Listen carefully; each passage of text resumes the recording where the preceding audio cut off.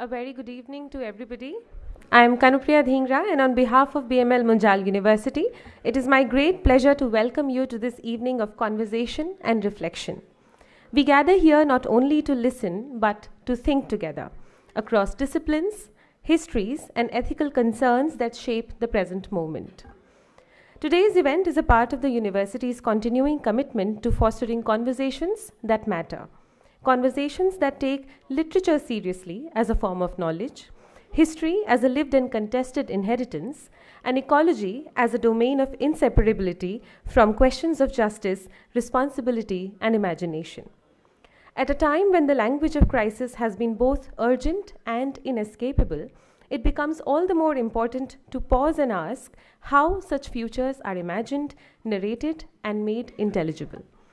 It is especially meaningful that this lecture is being held in the context of reflecting on the life and legacy of Sri Brij Mohan Lal Munjal, whose vision of education extended beyond professional training to the cultivation of ethical judgment, social responsibility, and intellectual openness. His legacy continues to inform the university's belief that higher education must engage not only with the demands of the present, but with the long horizons of thought and consequence. Thank you to our distinguished guests, faculty colleagues, students, and friends of the university for being with us this evening and for joining us in what promises to be a thoughtful conversation ahead. Please note, for a smoother and inclusive Q&A session, our volunteers will circulate cards to collect your questions during and after the lecture. We request that you please write down your questions and hand them to the volunteers. To formally begin the proceedings, I invite the Vice Chancellor of BML Munjal University, Professor Shyam Menon, to deliver the welcome address.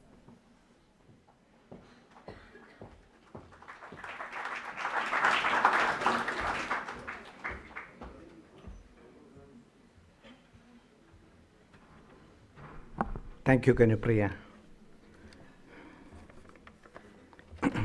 Good evening. It's my privilege to welcome all of you, ladies and gentlemen, to the second BML Munjal Memorial Lecture. I'm honored to welcome today's speaker, Dr. Amitav Ghosh, and the chair of today's event, Professor Amita Baviskar.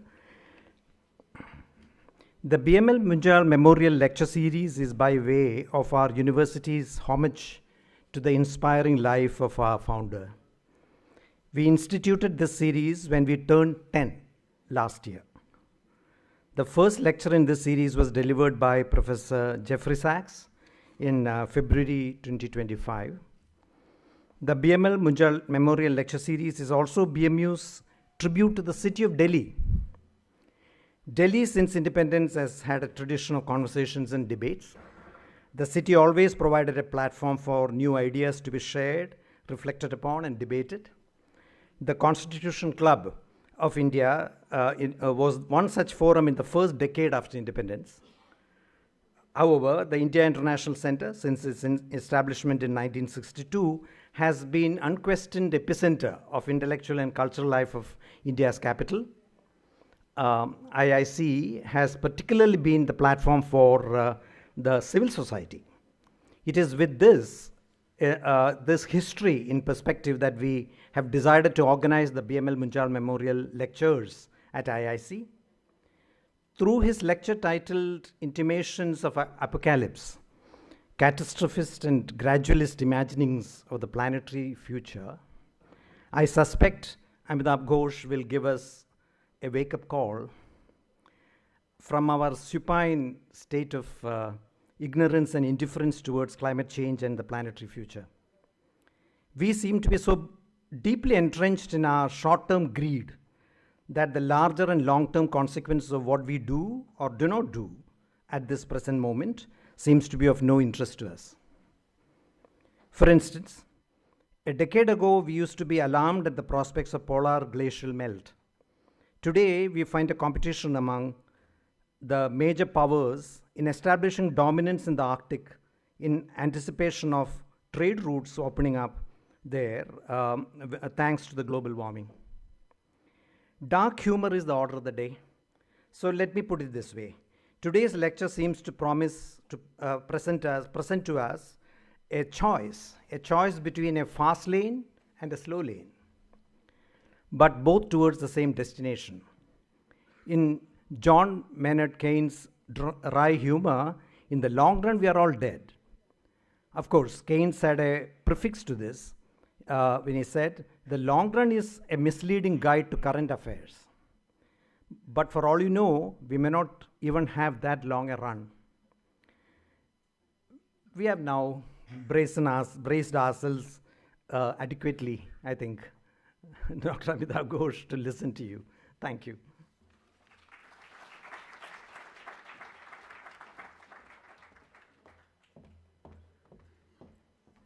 Thank you, Professor Menon. We'll now play a short video to introduce the university.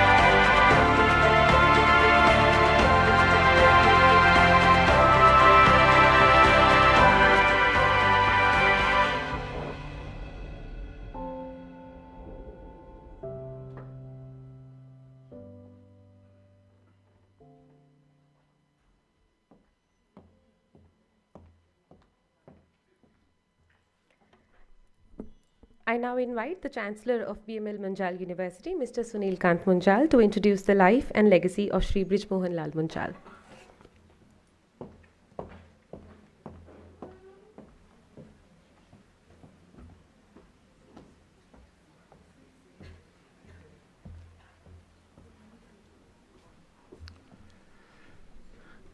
Good evening, all.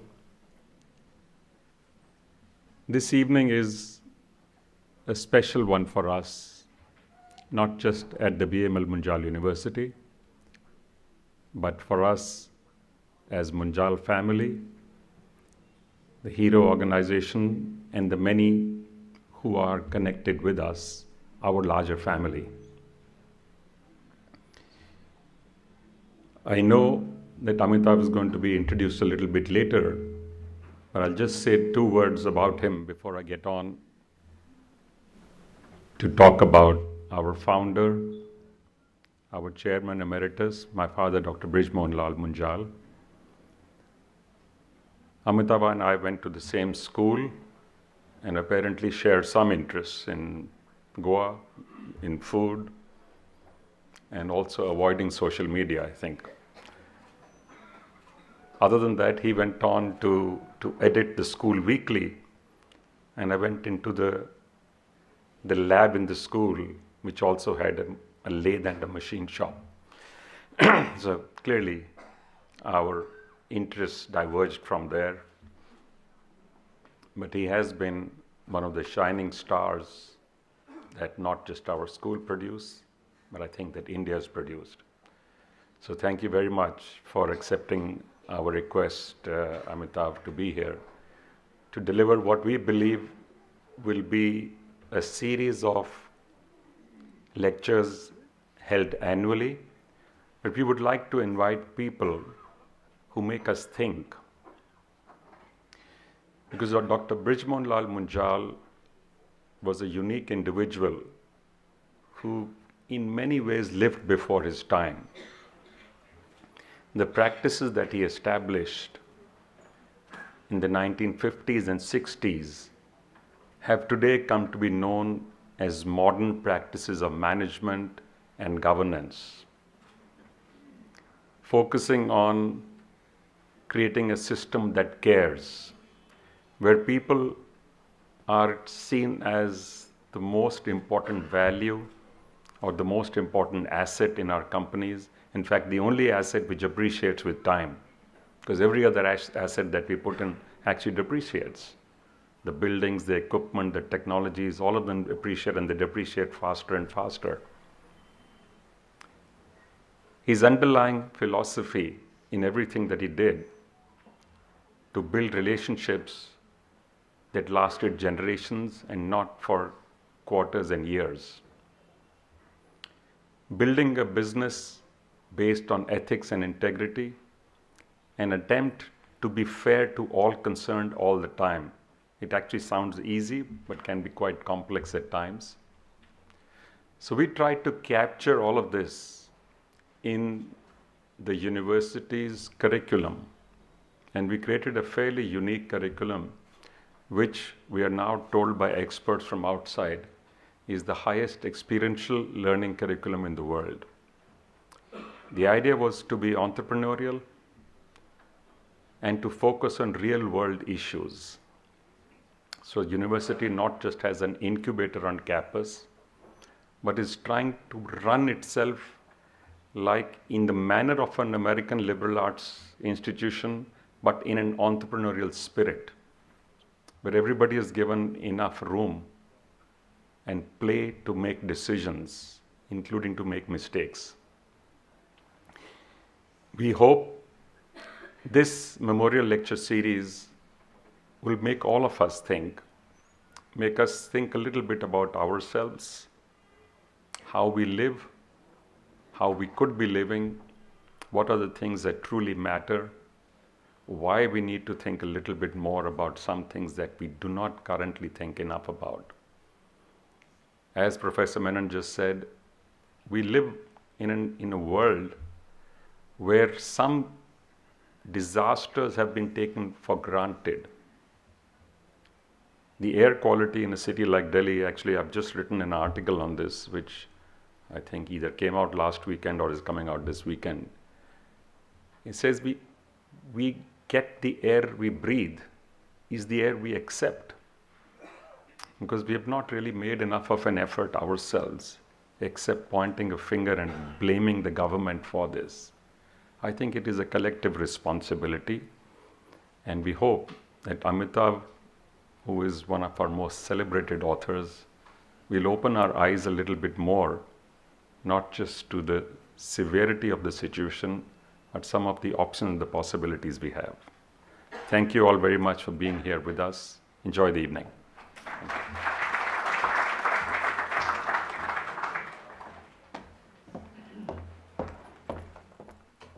Thank you, sir. I would like to invite the guests, our speaker Amitav Ghosh and the chair Amita Baviskar, to join us on the stage, please.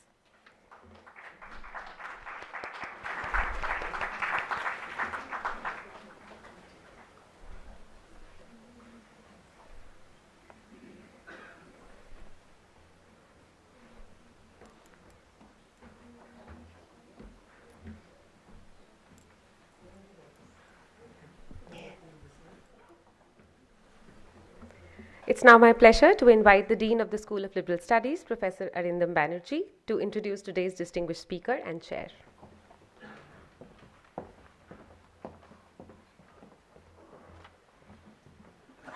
Thank you, Kanupriya, and good evening to all the guests. Amitav Ghosh really needs no introduction, but nonetheless I'll do the formalities.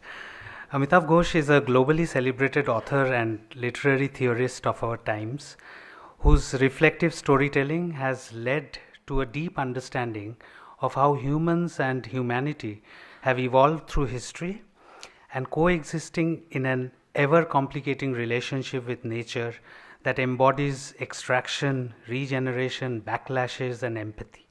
Since his first novel, The Circle of Reason, in 1986, His writings has repeatedly brought together the material, cultural, and psychic aspects of human suffering and struggles in the backdrop of themes like colonialism and climate change. Amitav Ghosh received the Gyanpith Award, the highest literary honor in India, in 2018. He was also awarded the Padma Shri in 2007 by the President of India. He was a joint winner in 2010 of the Dan David Prize, and in 2011 he was awarded the Grand Prix of the Blue Metropolis Festival in Montreal, and many more awards since. Recently in 2025 he was awarded the Park Kyong-ni Prize for highlighting the voices of marginalized communities and the natural world through his writings. He has also been selected to contribute to the Future Library project, which is building a special repository for renowned authors of the globe whose writings will be revealed in 2114. It is a rare privilege to listen to a thinker whose work not only traverses the terrains of history, empire, and literature, but also insists on the ethical and imaginative responsibilities of storytelling in the face of uncertainty. Amitav Ghosh's writings compel us to attend to the slow, often invisible processes through which human and non-human histories intersect, whether in the movement of peoples, the shifting of oceans, or the unfolding of the climate crisis. As a novelist, essayist, and public intellectual, he challenges us to rethink how we imagine catastrophe and continuity, urgency and gradual change, and how the narratives we inhabit shape the futures we encounter. His work reminds us that literature is never merely a reflection of the world, but a mode of reckoning with it ethically, historically, and imaginatively. We are deeply honored to have him with us this evening. Please join me in welcoming Amitav Ghosh. I would also introduce the chair for today's lecture, Professor Amita Baviskar. Amita Baviskar is a leading scholar of environment, society, and development, whose research bridges anthropology, sociology, and public policy. She has spent decades examining how ecological change, social structures, and political practices intersect, and her work has consistently highlighted the ethical and political dimensions of environmental and social knowledge.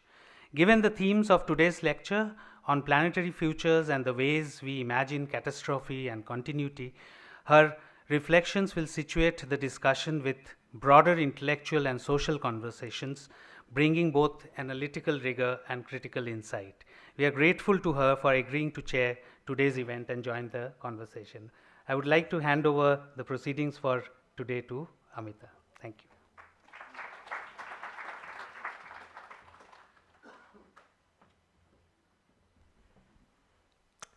Thank you, Arindam. Thank you to Munjal University for inviting me to be a part of what promises to be a very exciting, enlightening talk.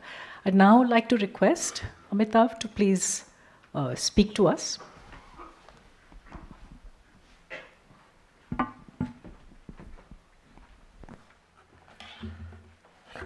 Hello, it's a great pleasure for me to be here today. A real pleasure and privilege to be delivering the second Brij Mohanlal Munjal Memorial Lecture.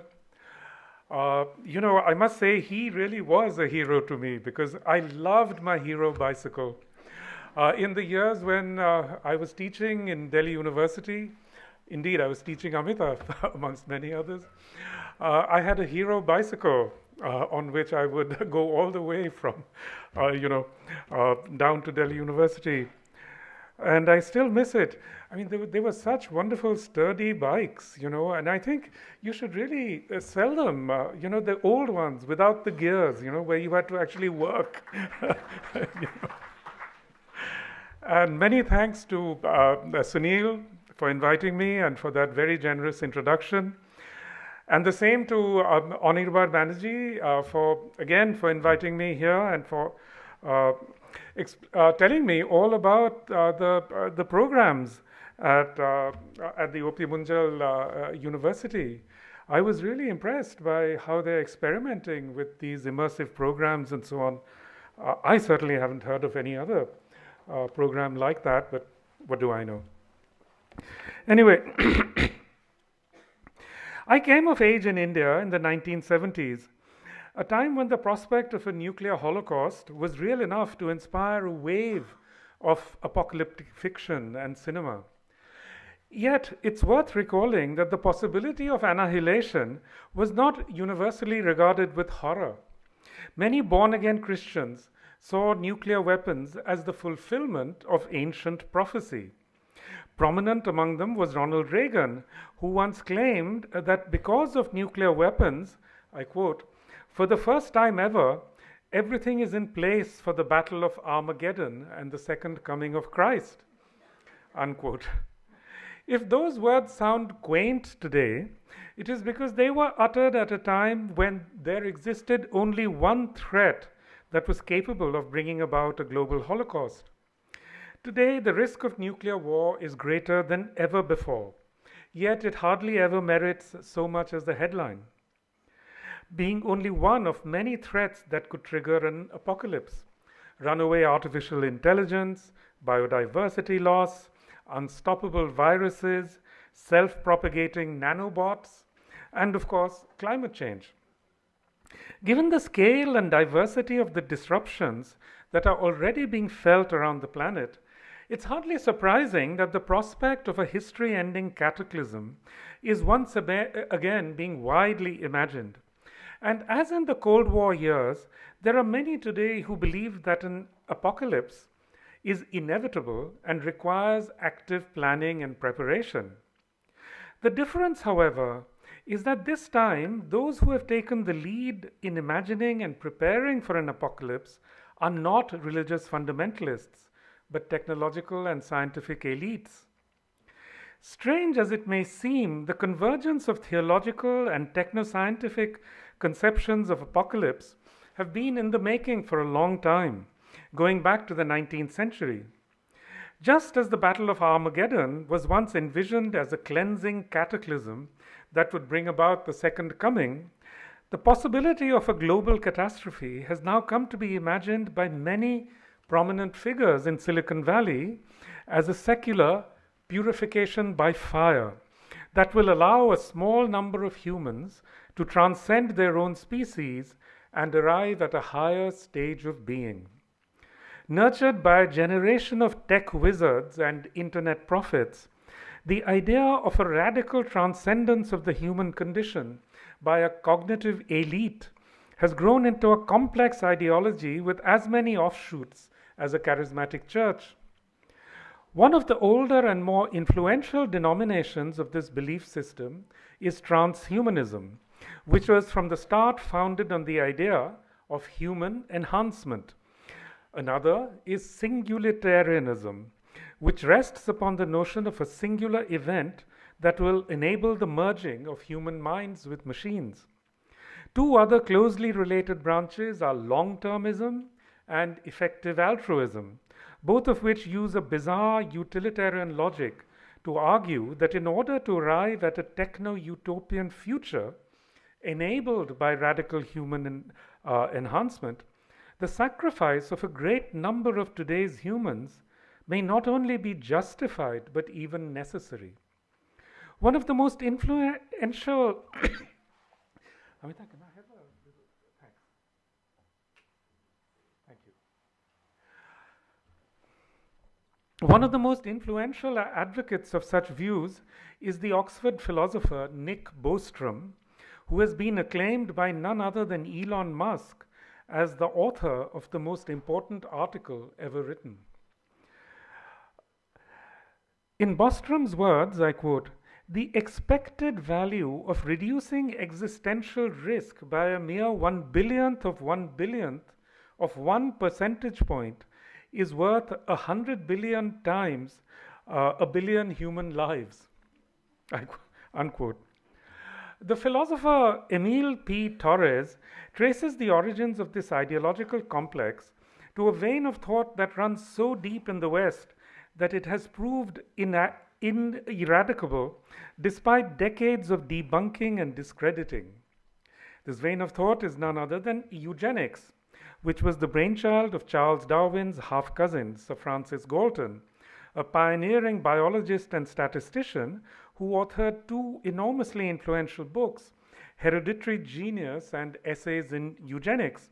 As is well known, eugenics was essentially intended to be a practical application of Darwin's theories in that it advocated racial improvement through planned breeding. As such, it borrowed certain key concepts from Darwin's work and placed special emphasis on the role that extinctions play in advancing processes of natural selection. When applied to humans, these ideas imply that the elimination of the weaker and more vulnerable branches of the species is a necessary step towards the evolution of Homo sapiens. Those who think in this vein do not consider climate change to be a threat to all of humanity. They believe that it will lead, I quote, to the deaths of billions of people, which for them is a comparatively trifling issue, unquote. One such thinker, Steve Fuller, argues that mass murder is potentially very beneficial for human enhancement. He writes, evolution favors mass extinctions as these open up previously occupied ecological niches, unquote. For Fuller, those who are skeptical of human enhancement are zombies, the living dead.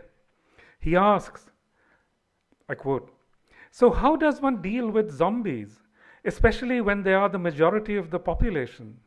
You kill them once and for all, or you enable them to be fully alive, unquote. Needless to add, the living dead, as far as he's concerned, these zombies are mainly black and brown people in poor countries like ours. In the words of another leading long-termist thinker, I quote, saving lives in poor countries may have significantly smaller ripple effects on the long-term future than saving and improving lives in rich countries. Why? Richer countries have substantially more innovation and their workers are more economically productive. This is Nick Beckstead, who is a very important thinker in these Silicon Valley circles. The idea that certain categories of human beings will go extinct before others actually far predates eugenics and Darwin, and its origins lie not in science, but rather in the history of colonization, which did, in fact, lead to the extinction, or more accurately, extermination, of many groups of people who were unable to resist the European onslaught.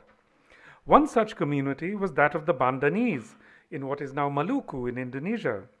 As I've recounted in my book, The Nutmeg's Curse, the Bandanese were a small community of around 15,000 people who were almost totally annihilated in 1621 by the Dutch East India Company.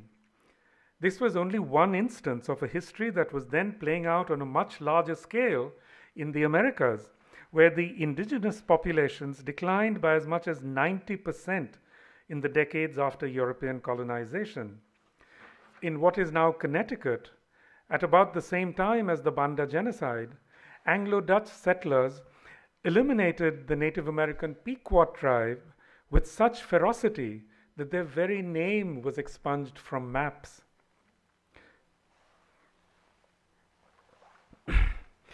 It isn't hard to understand why Western colonizers, having succeeded in eliminating a number of indigenous communities, would begin to think that many others were headed for the same fate.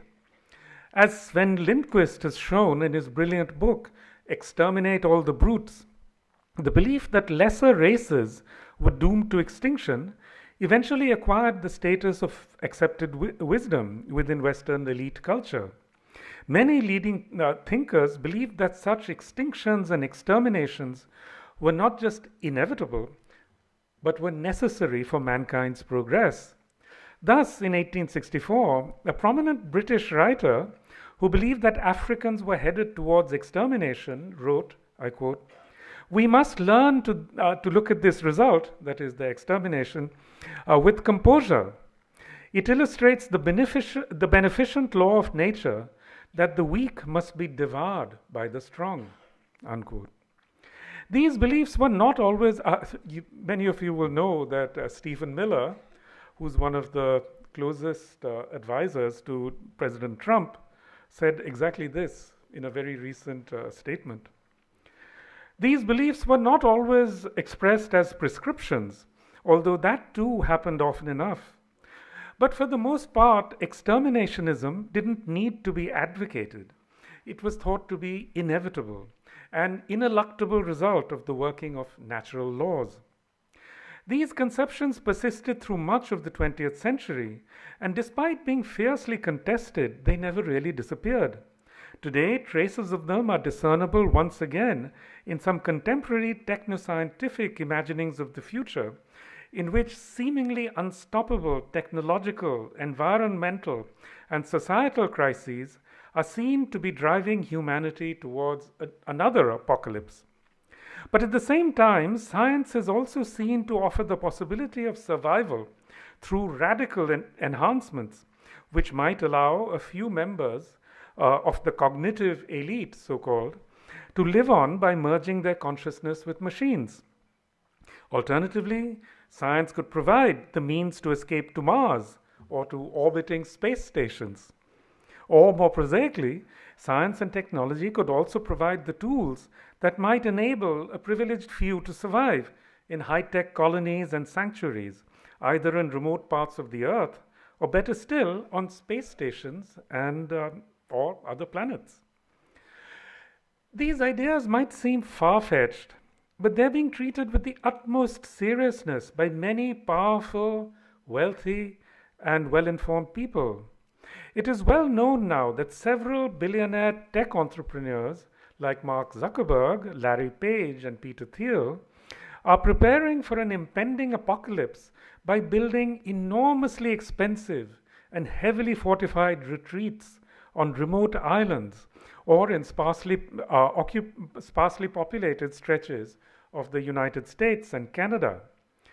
Not to be left behind, a bevy of America's most popular stars, such as Taylor Swift, Tom Cruise, and Joe Rogan, have also acquired cutting-edge apocalypse shelters.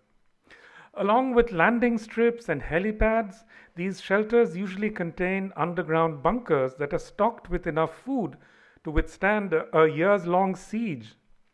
The aim is to be self-sufficient and off the grid in all respects.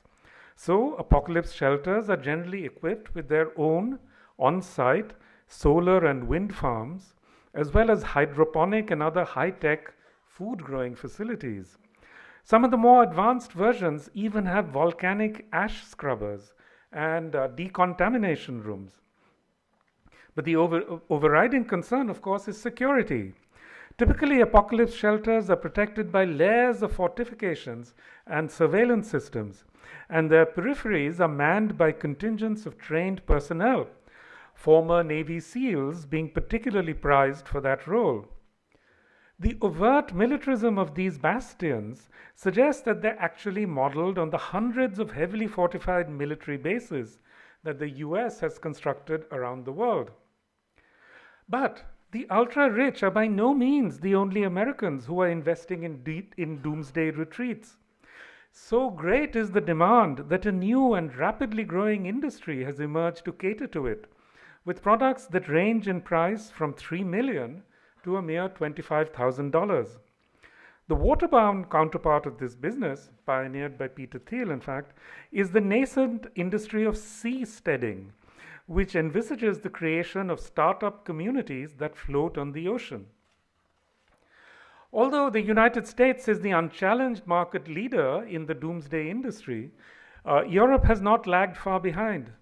The structure that is currently the world's largest underground shelter is a hyper-luxurious 78,000 square foot bunker in the Czech Republic. The company that built it, Oppidum, a Swiss firm, can build bespoke bunkers on any location of their client's choosing, complete with wine cellars, fake skies, and military-grade protection equipment. The anxieties that are driving these trends are pervasive, especially in the Anglosphere. A survey conducted in the United States, the United Kingdom, Canada, and Australia found that as many as 54% of respondents gave a 50-50 chance to the risk of our way of life ending within the next 100 years. The same survey found that 39% of Americans believed that there was an even chance of human extinction by the end of the century. It's hardly surprising then that thousands of ordinary Americans are also investing in apocalypse shelters. Known variously as survivalists and preppers, they too have fueled the growth of a retail industry that furnishes them with water and air filtration systems, freeze-dried meals, night vision goggles, solar-powered generators, and of course, guns and weaponry.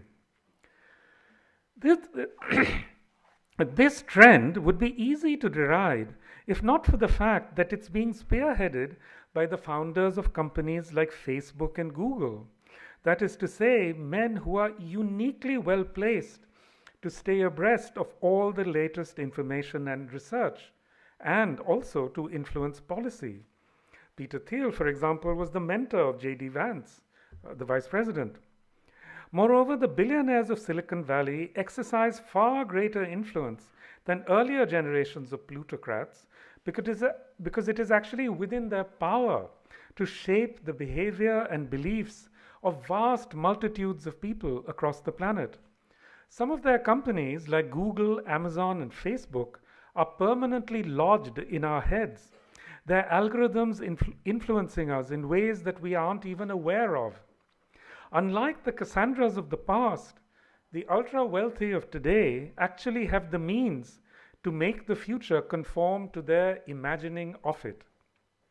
As for the preppers and survivalists of more modest means, it's all too easy to dismiss them as the most recent victims of that strain of American culture that has, over centuries, drawn cultists to mountaintops to await the rapture, or the tribulation, or the battle of Armageddon. But those old apocalyptic cults spoke in scriptural tongues, while most of today's preppers and survivalists express themselves in a language that is steeped in environmentalism and ecology, big data and academic philosophy. This idiom has its origins not in churches or temples, but in universities, laboratories, think tanks, NGOs, and even the IPCC. Some preppers and survivalists are, in fact, practicing scientists or environmental activists who, while continuing to look for solutions, are also trying to find ways to withstand the anticipated calamities of the future. One such is the well-known NASA scientist Peter Kalmus, who has repeatedly courted arrest at protests against fossil fuels. But Kalmus also participates in the Possibility Alliance, a group of homesteaders in Maine whose members are trying to figure out how to live in a world headed for breakdown. Members of this group eschew capitalism, avoid using electricity, shun fossil fuels, and generally live as simply as possible, growing their own food on an 11-acre homestead. Another such community has formed around the Dark Mountain Project, which was founded in 2009 by Paul Kingsnorth and Dougal Hine.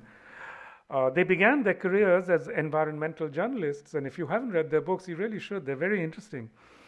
But over time, Kingsnorth and Hine lost faith in mainstream environmentalism and came to accept that a general collapse was inevitable, even welcoming the prospect as a cleansing of the earth that would allow a new civilization to arise anew.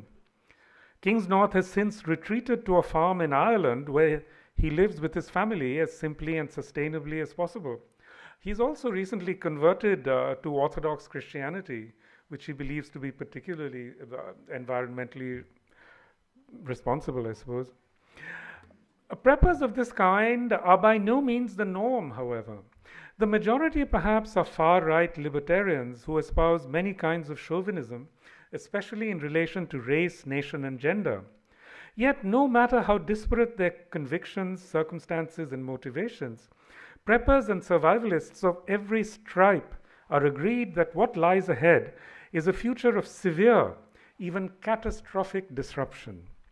They are all, in that sense, catastrophists, akin to the early geologists who believed, in opposition to their gradualist opponents, that the Earth's history has been shaped by sudden events of extreme violence like seismic upheavals, asteroid impacts, and the like. Most people who've been educated in the humanities tend to be gradualists by inclination as well as training, and they may regard apprehensions of catastrophe as unfounded and irrational. However, gradualist or not, I take it to be self-evident that when many very powerful and extremely knowledgeable people start heading down the same path, it needs to be asked why they are doing what they are.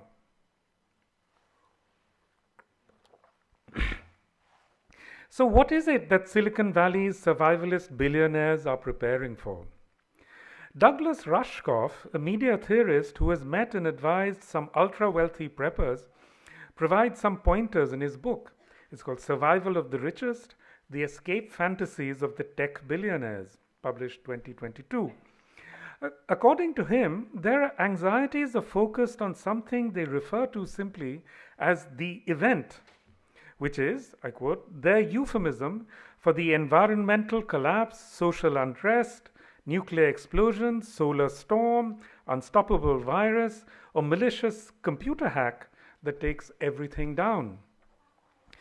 In this vision, collapse is not seen to be precipitated by climate change or any other single cause.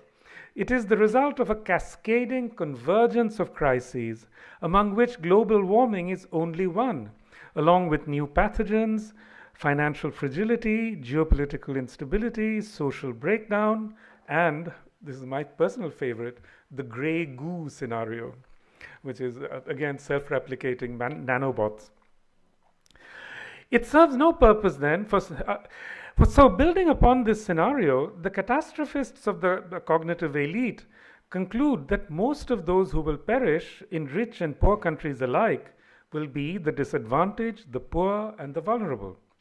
By the same token, the survivors will be those who have the means and the skills to escape this collapsing world by retreating into well-prepared strongholds, where, if they manage to hold out for a year or two, they will be able to re-emerge onto a planet that has been cleansed of much of its population as well as its dysfunctional political institutions, leaving these billionaires free to build an enhanced and improved model of the world.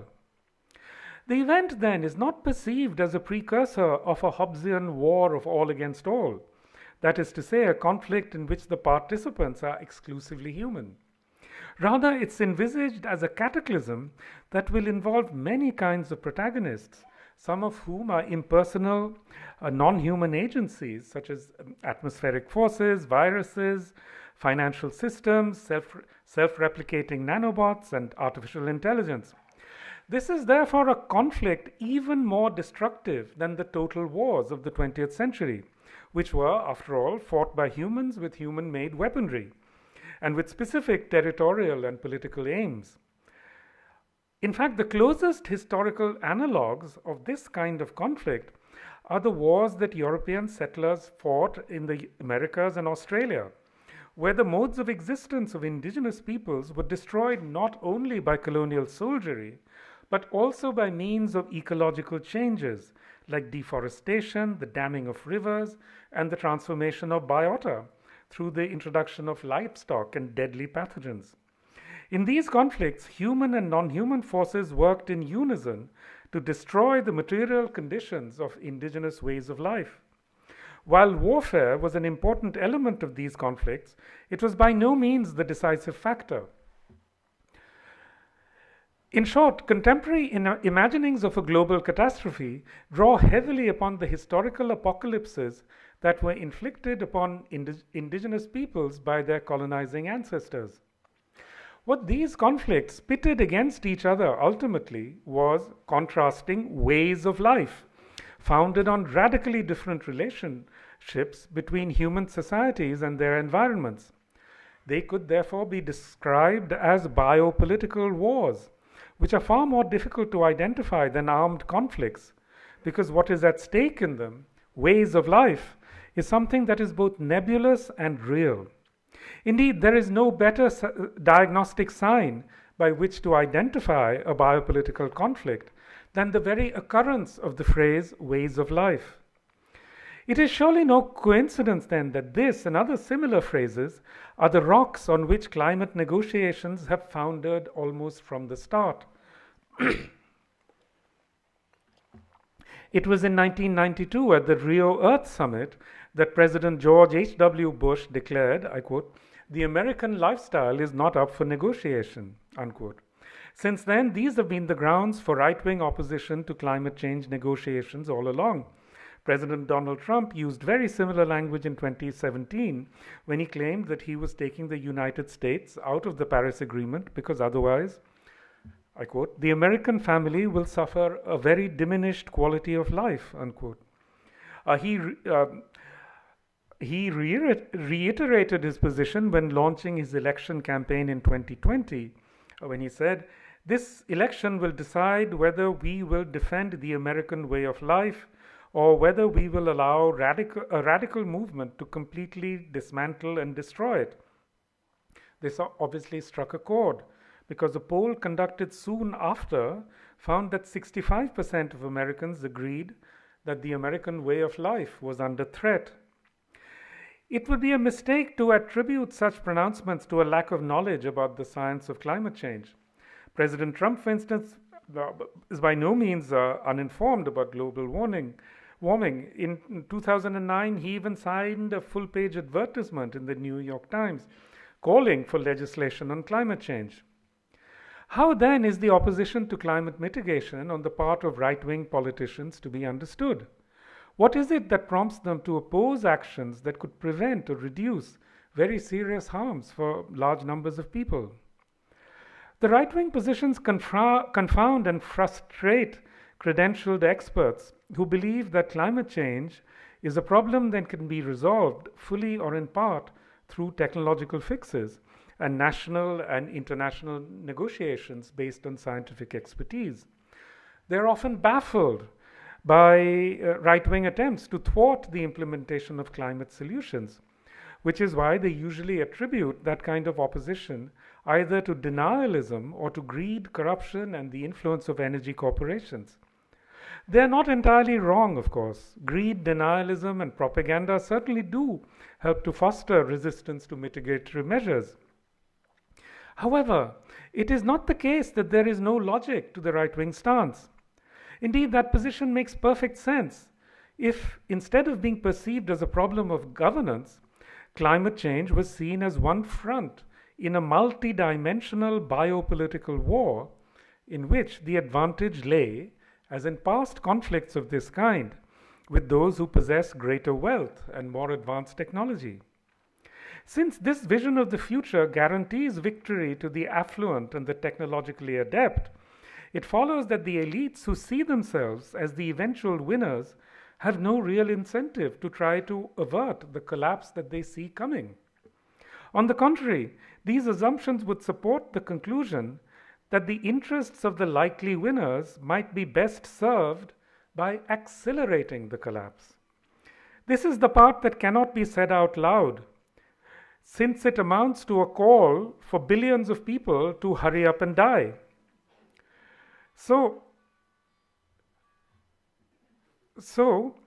Instead, the idea of the cleansing cataclysm that will clear the earth of much of its population is usually written about in the passive voice as regrettable but inevitable. If this is reminiscent of how exterminations were discussed in the last century, it is because the continuities are clear and obvious.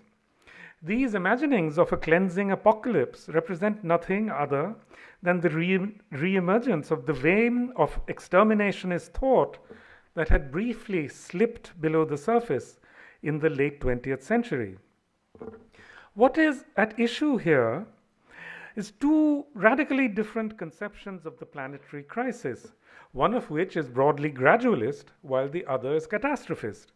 The first conception frames the planetary crisis as a problem of governance, and it foregrounds the role of climate change as the most important axis of the crisis.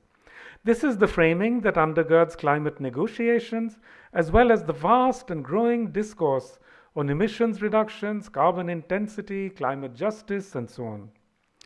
The second conception views the planetary crisis as the analog of a biopolitical war, mediated through the environment and hinging upon the preservation of certain ways of life.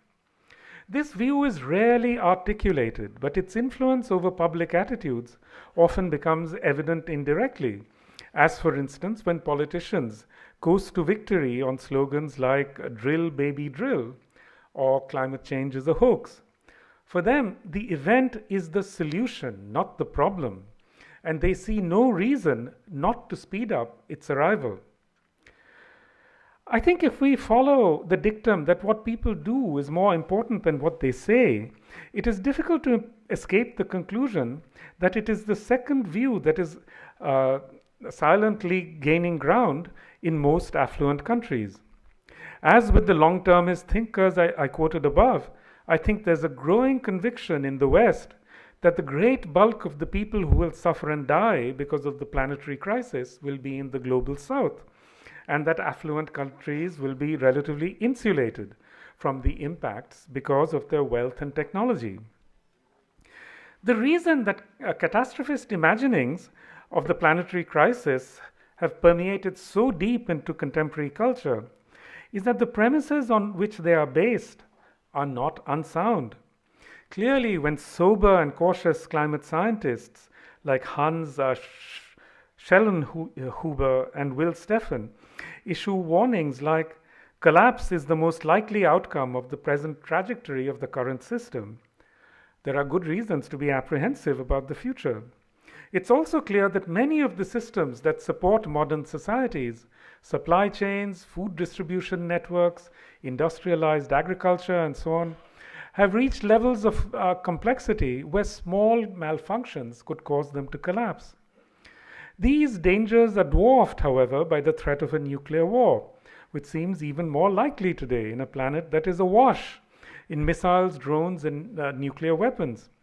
Moreover, the world is currently going through an unprecedented geopolitical revolution, a development that is surely to be bitterly resisted by the status quo powers that have profited the most from the old global order, most prominently the countries of the Anglosphere.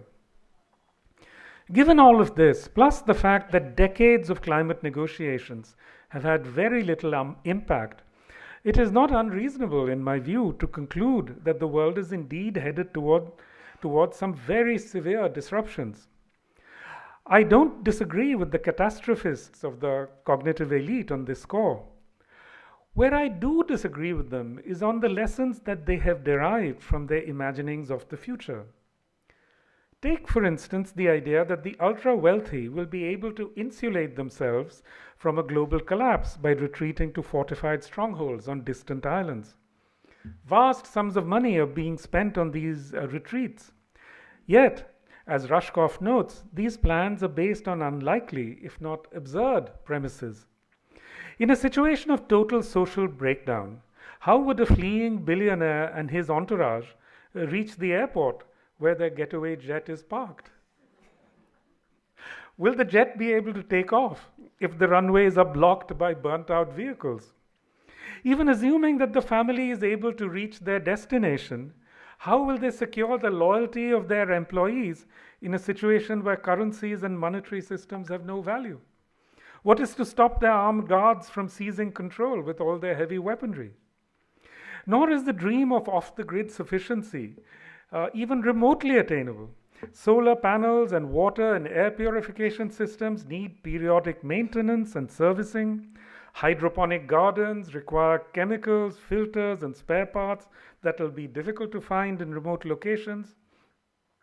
In fact, as Rushkoff points out, when they're living in their island retreats, the billionaires would be more, not less, dependent on complex supply chains than those of us who are embedded in just plain old ordinary industrial civilization.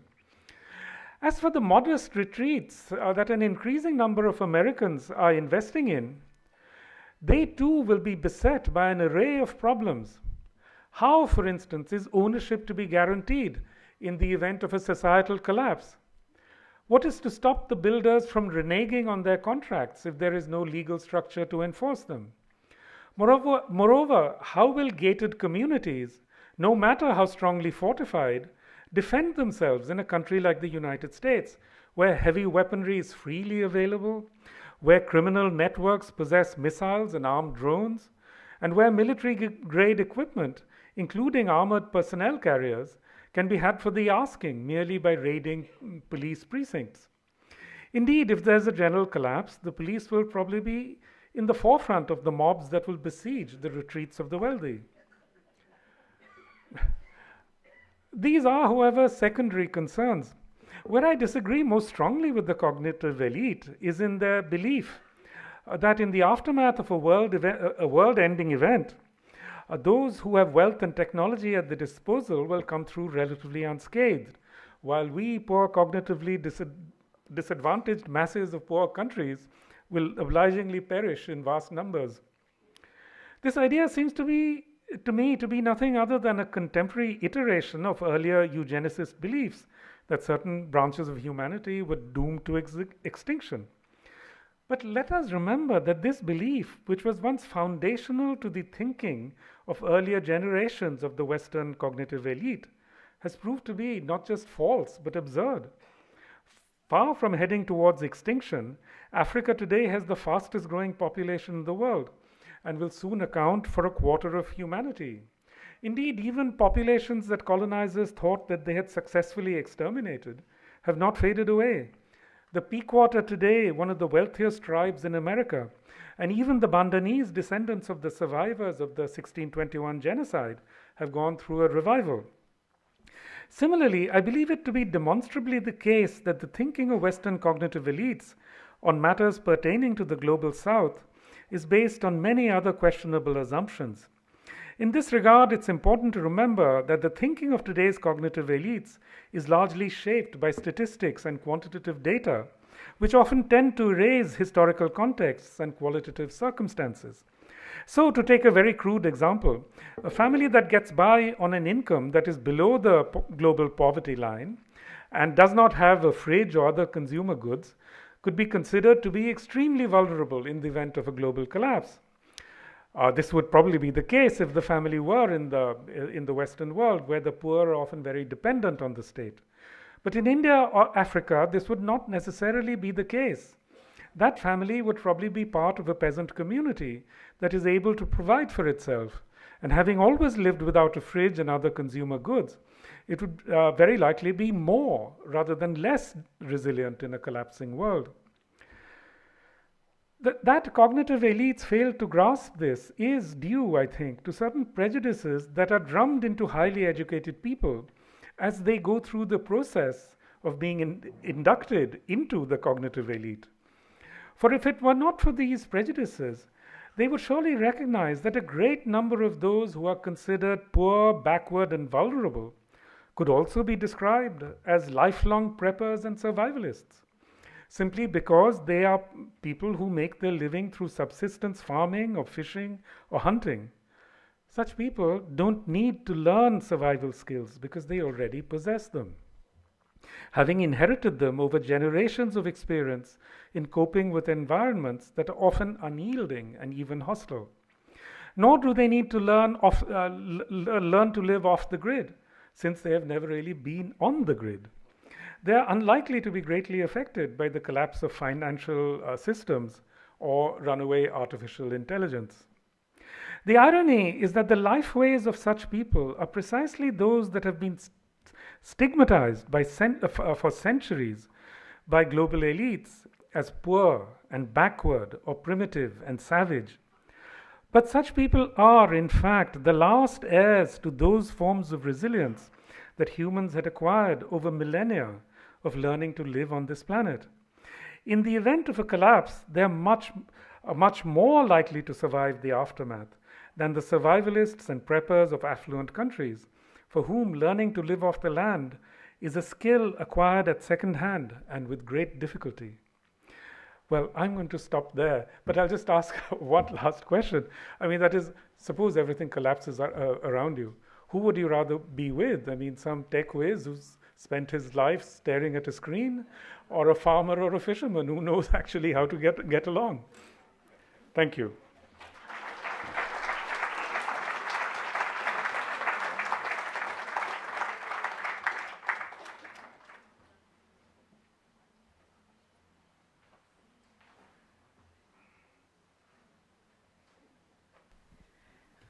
Thank you so much.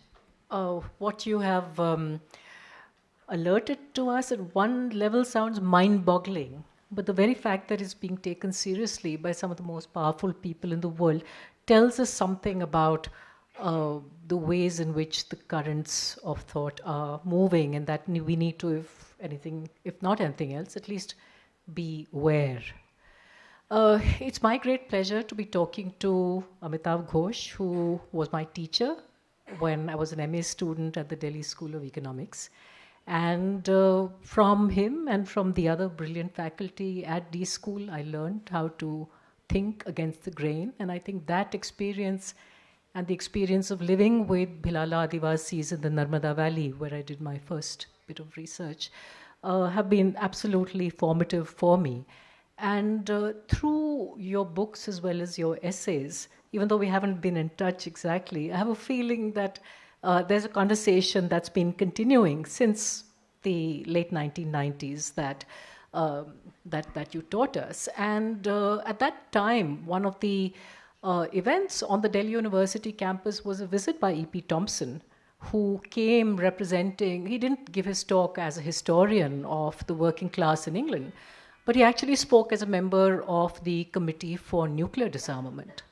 And in those days, we took the nuclear threat seriously. And you're quite right that it's now receded from our consciousness, even though today there was a report about the doomsday clock and the ways in which they see that process of nuclear annihilation actually drawing closer to us rather than going away.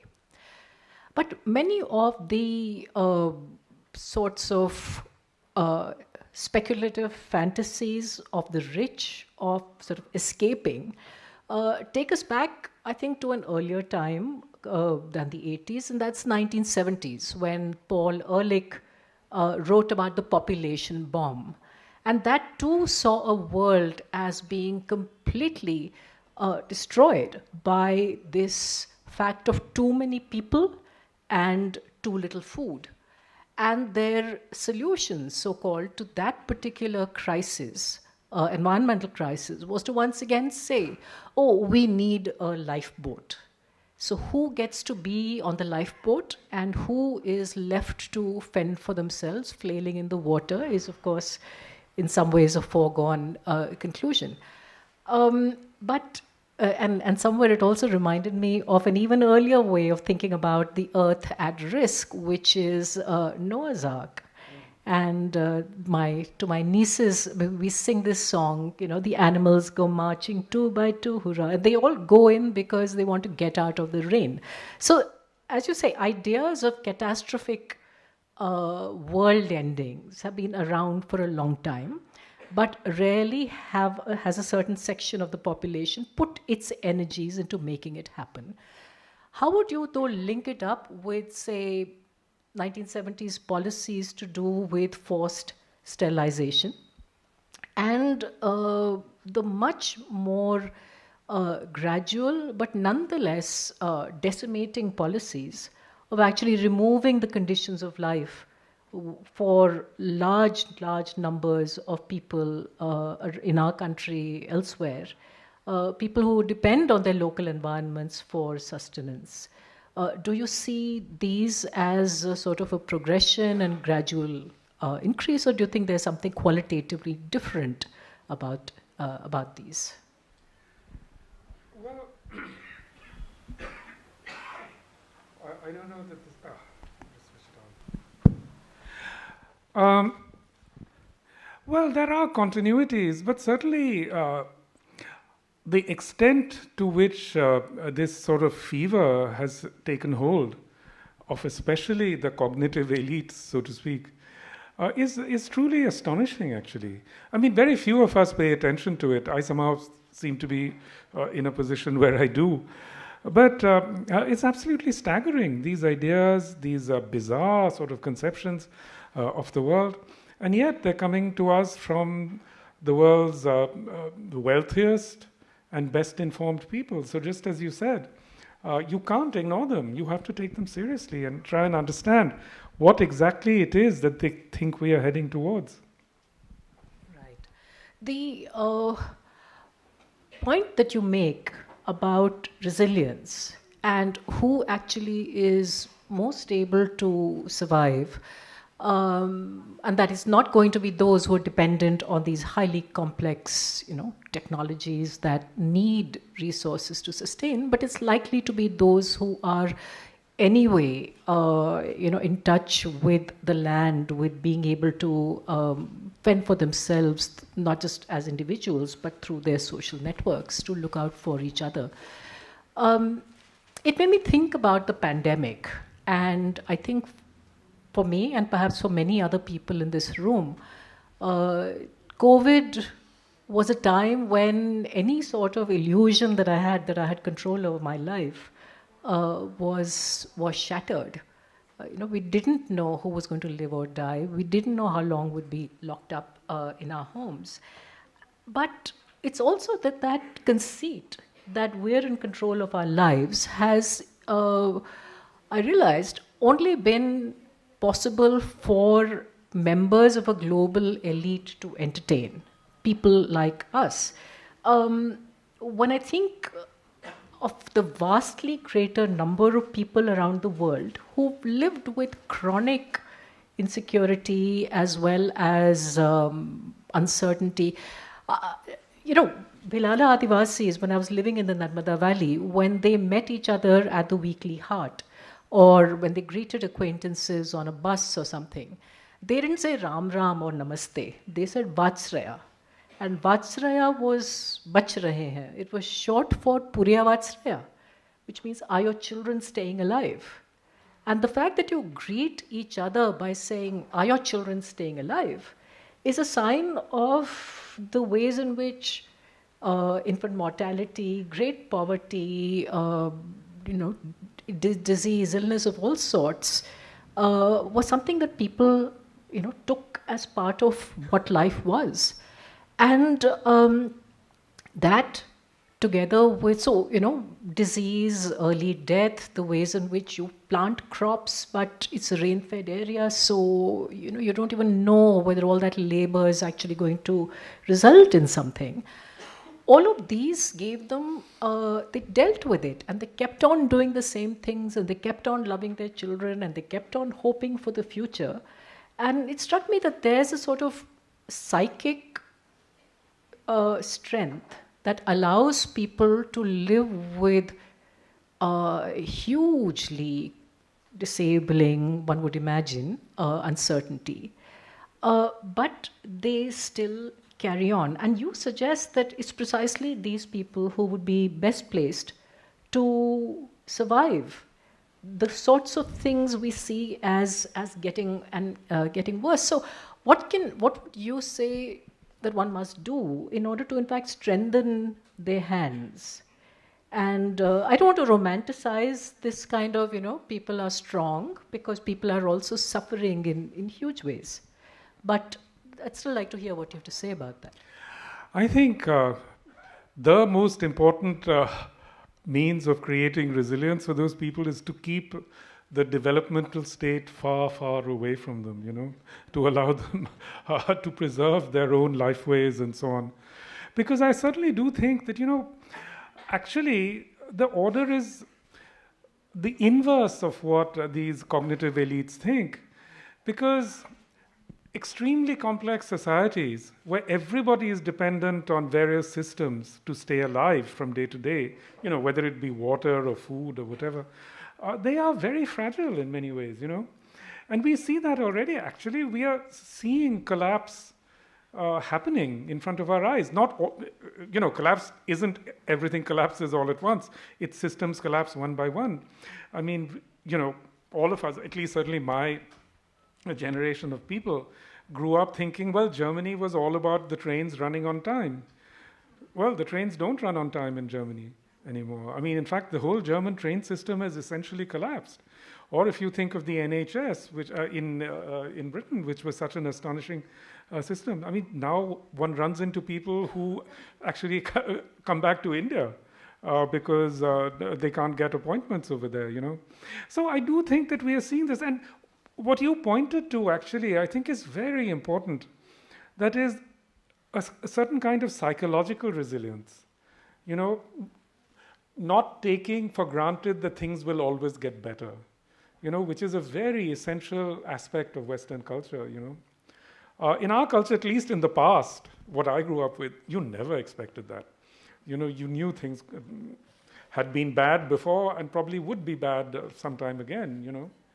And I think that creates a certain kind of psychological resilience, exactly as you said with the Adivasis that you worked with. I mean, they know what it is to lead a hard life.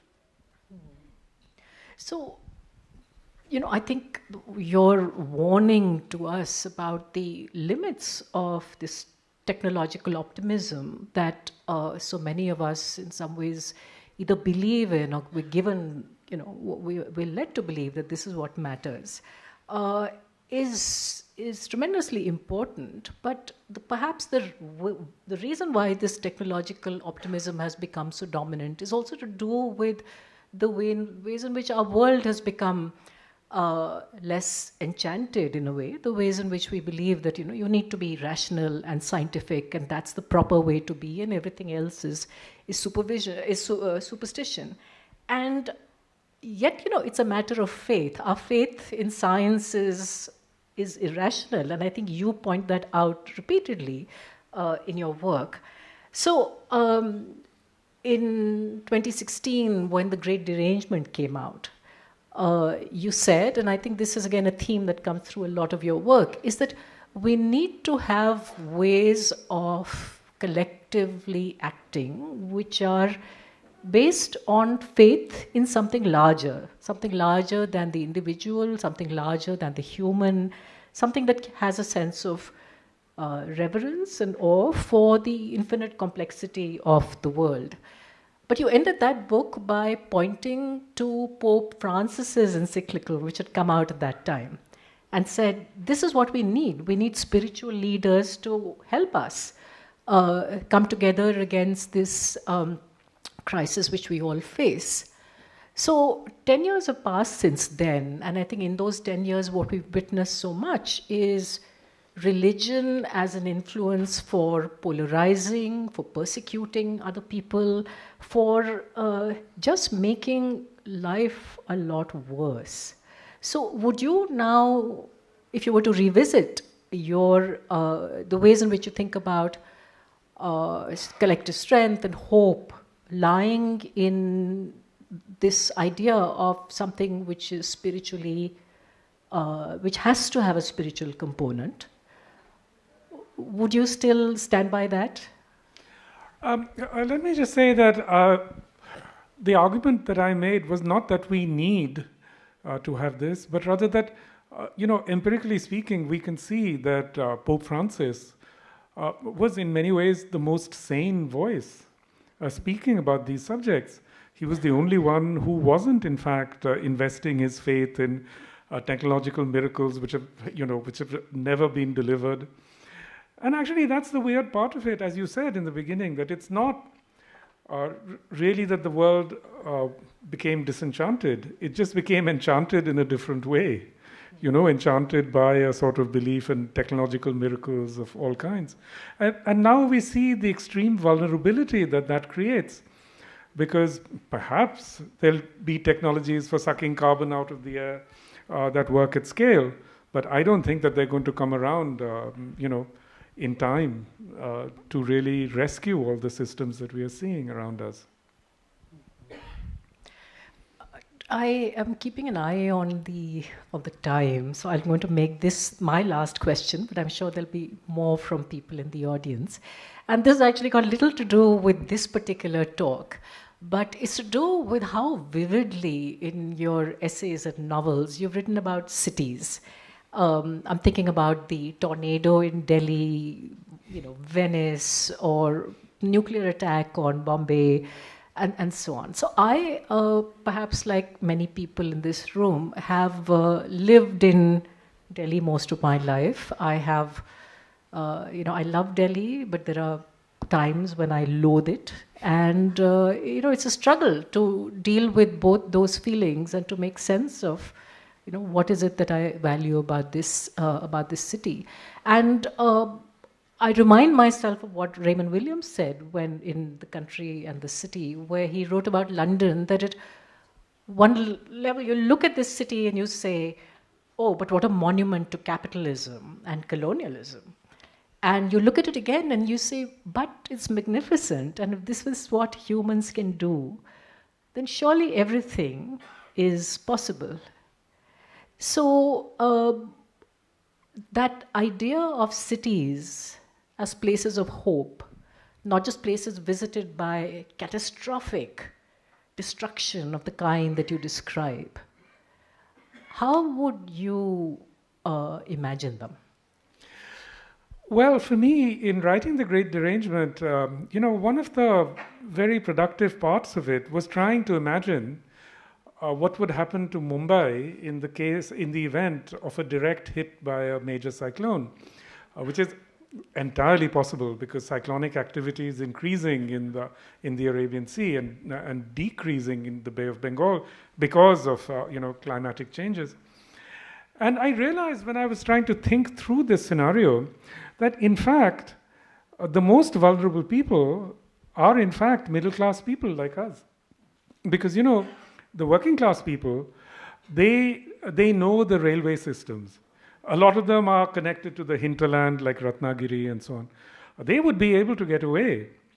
But the middle class people, that their problem is that their entire savings are often invested in their flat, in their vehicle or whatever. And they are the ones who are most resistant to leaving. And not just in India. We've seen this pattern repeatedly in Houston, in Florida, and so on. There's an idea of defending your property and so on. And then when the event unfolds, they are the ones who become sitting ducks, So the idea that people who have wealth will be able to ride this out, I think, is in fact just an illusion, actually. The second thing about cities, yes, I've lived in cities all my life, more or less, except for some stints in the field, as we say. But I do think that, suppose what we are seeing, one of the institutions that is in fact collapsing seems to be the nation state. What will come to be in place of it? Perhaps we're going to go back to a system of city-states, which become politically very politically and economically influential. In Europe, they had the Venetian Republic, the Genoese Republic. Essentially, it was a system of city-states. And now we see that the city-states that are most successful, like Singapore, Dubai, etc., are also based in cities. And it's not hard to, you'll remember Tambia's argument about the galactic polity, which he said was a part of our South Asian and Southeast Asian political history. It's actually not very hard to see that we are heading in that direction. And I, for one, happening to belong to a city which has as its mayor the son of one of my oldest and closest friends, a guy I've seen grow up, and who's a really remarkable and unusual person. Of course, I mean Zoran Mamdani. I think I'm relatively lucky there. Yes, you are. Do we have any questions from the audience? I'm sorry, I can't recognize hands because I've been told that there are written questions that'll come to me.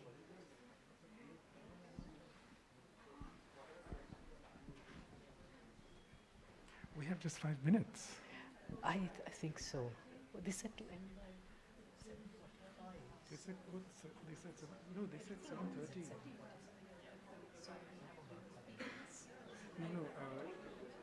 minutes, because then I have to do signings and all that.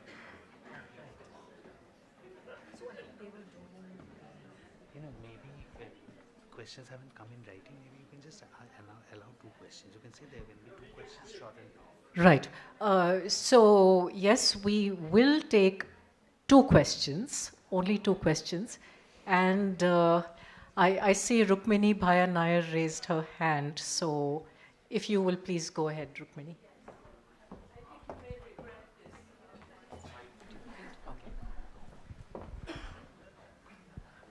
What will be regret?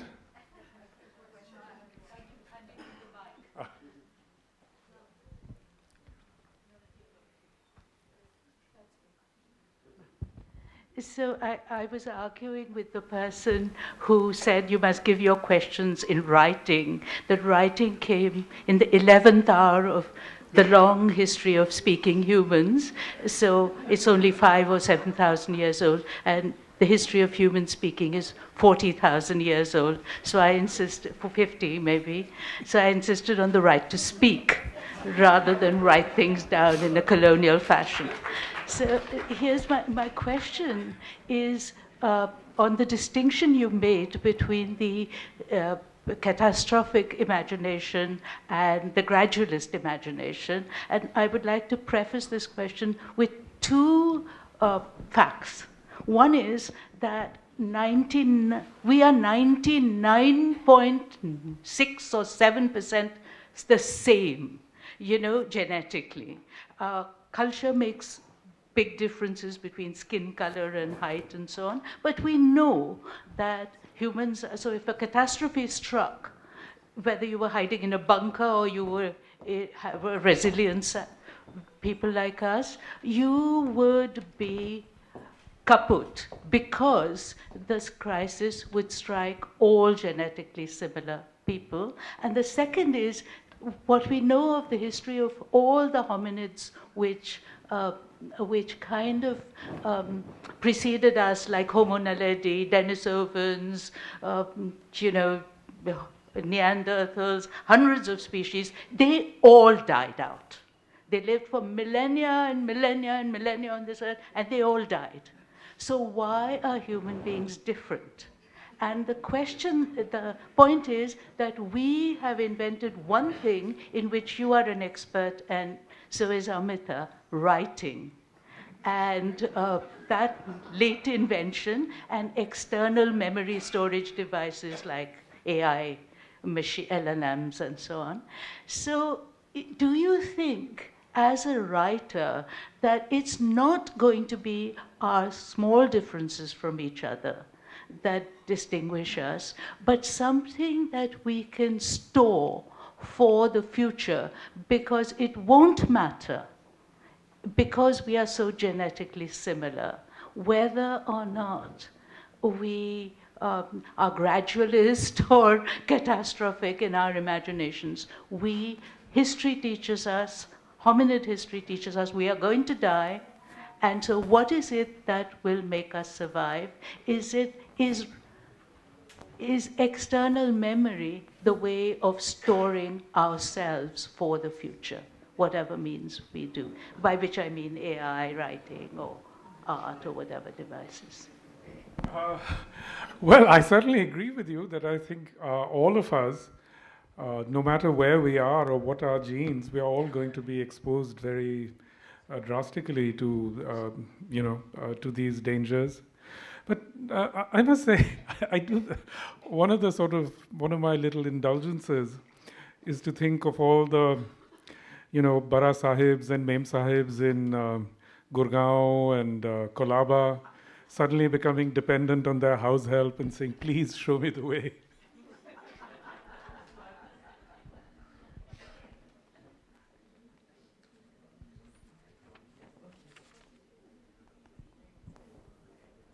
So the meek shall inherit the earth. Sorry? The meek shall inherit the earth. Maybe, yes. Yeah. Okay, there are 2 or 3 questions here that and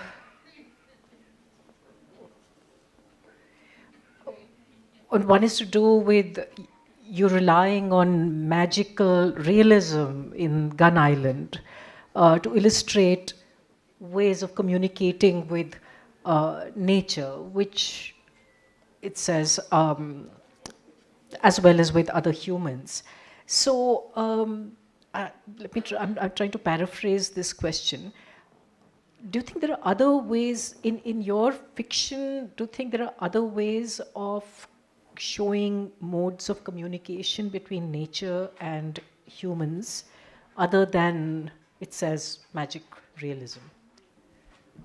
I really don't like these labels, magic realism. I mean, what does it even mean? I mean, certainly it's not something I embrace. I mean, why not Jadoo realism? I think that would make much more sense in our context. But, you know, is it really magic? I mean, we do know that there are people who are able, in some sense, to communicate with animals. I mean, there was a very interesting article not long ago in, I think it was Harper's Weekly in America. There was this guy in Boston who somehow managed to get on the wrong side of a murder of crows that was, living around his house. And as you know, if you enrage a bunch of crows, they're going to make your life hell. And that's what they did to this guy. And he was on the verge of moving out when suddenly someone told him about this woman, who knew how to deal with crows. And she came to his house, and she actually negotiated a peace settlement between them. So, people have all kinds of abilities. I mean, Srinivasa Ramanujan would wake up and see these incredible equations in his head. I mean, I can't do that, nor can I speak to crows. But, but there are people who can maybe do one or the other, or other fantastical things in between. Yeah, and in those fantastical things, for me, for instance, water divining, to me, that is truly something astonishing. How can you do that? With two pieces of stick, go around and say, dig here, there will be water. So there are far more things on earth and in heaven. Thank you for constantly reminding us of those marvelous connections which are so threatened, but which still carry on and which will hopefully continue. And if we can celebrate them and we can strengthen their hands, that will be a small part that we can play in making the world better. Thank you so much. Thank you. Thank you, Amita. Thank you so much. We now move to the felicitation of our distinguished guests as a token of appreciation and gratitude. I request Professor Menon and Geeta Menon to felicitate Professor Amitav Ghosh.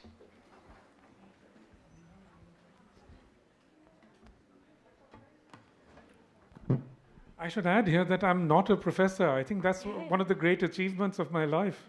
That I wanted to take it for granted that you were her professor. She's a professor. Everybody who's ever taught is a professor. It's an honorific. It doesn't have anything to do with Engineer. And in North India, everybody is a doctor. Thank you. Thank you.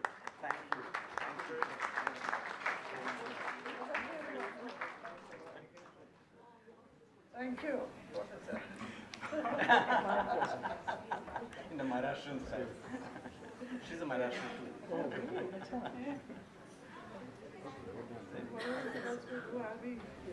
Can you Priya? Yes. Okay, I just thought Just a brief moment. It's usually a photograph. Is it?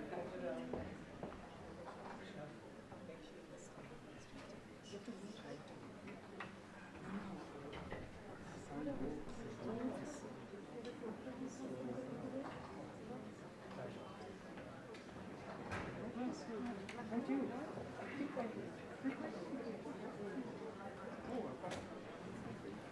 Your smoke and ashes is actually a reading for our research methodology. Oh, really? Yes. Oh, it's very unmethodological.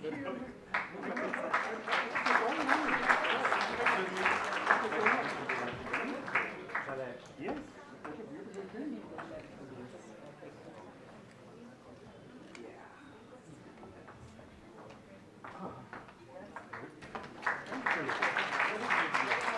Thank you so much. Thank you. That's for you. Thank you. Thank you so much.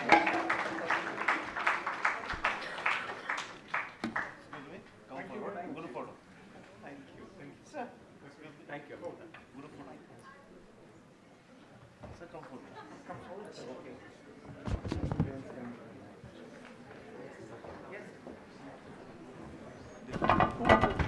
As we come to the close of this memorable and intellectually resonant evening, it is my privilege to offer the vote of thanks on behalf of BML Munjal University. First and foremost, I would like to express our deepest gratitude to our distinguished speaker, Amitav Ghosh, author and public intellectual, for a lecture that was at once expansive in its vision and precise in its provocations. His work urges us to think beyond spectacle and immediacy, and to attend instead to the slower, often less visible processes through which we imagined, narrate, and live catastrophe. We are deeply honored by his presence and by the intellectual generosity with which he shared these reflections this evening. I would also like to extend my sincere gratitude to the chair, Professor Amita Baviskar, for her incisive and thoughtful remarks. Her engagement with the lecture not only sharpened its key concerns, but also situated them within broader conversations and ecology. My heartfelt thanks to our Chancellor for introducing the life and legacy of Sri Brij Mohan Lal Munjal. I also thank our Vice Chancellor for the warm welcome and for articulating the values that frame our university. I further acknowledge our Dean, Professor Arindam Banerjee, our audience, students, colleagues and guests. Thank you everyone. I wish you all a very good evening.